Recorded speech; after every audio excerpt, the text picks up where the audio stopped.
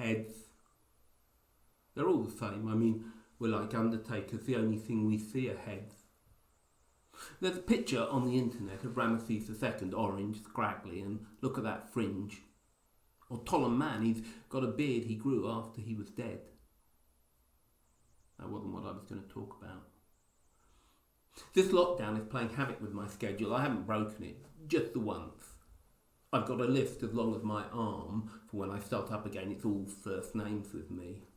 I have to remember by the fringe or the bob. Bob with the bob. The reason it's all head, and here's something people don't appreciate, is that when it comes to the inside, all heads are the same. They contain the same things. I just sit here and let it come out. Boyfriend, girlfriend, holiday, relatives, work, bitchiness. The intellectual ones are the worst. Think they're so special they can talk Tolstoy or theatre as much as they like.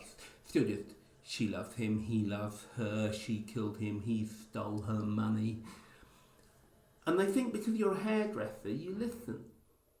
I take a pride in my work, don't get me wrong.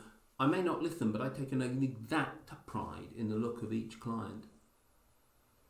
Ramesses II wouldn't have come out of my salon looking like that. I wasn't going to talk about him. I got this phone call, you see, out of the blue. Mr. Jordan, they asked. Like in the river, I said. It's a joke I used to put my customers at ease. We're ringing about George. I have several Georges, so it didn't help. We're from the hospital. The hospital? The morgue. We've got a George, he's been in the COVID ward and we don't know much about him, but we found your card. What's his hair like, I asked, which led to a long silence. Never mind, I said, it'll be a lockdown mob by now. He's dead, they said, which was obvious. I have 12 Georges, I said. He'd been in his 80s. Oh, and they added he had a tattoo. I love you on his wrist with a heart. 2 sugars, that's what I thought. He put his hand out for a coffee. You can't miss a tattoo like that. He had it short, neat and tidy. He says that's all fine, presentable. Well, we wondered if you knew anybody.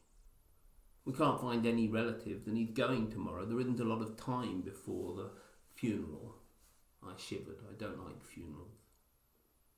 He didn't mention anyone, I said. Well, thanks for your time, they said. The funeral, I asked, who'll be at it? There'll be a priest and an undertaker. Could I come, I said, not knowing why. The way it's looking, you'd be the only one. I'd like to do his hair.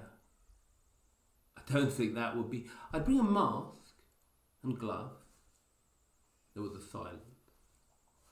The undertaker might let you, they said. I don't know if you've ever seen a dead body. I don't mean Ramesses II or Tollin Man. I mean a dead person. I thought my mother dead and she was grinning. They made her grin when she never grins.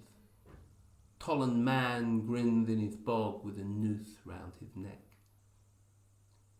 It was shadowy where George lay in the coffin. I snipped round his head, nice and trim as he liked it.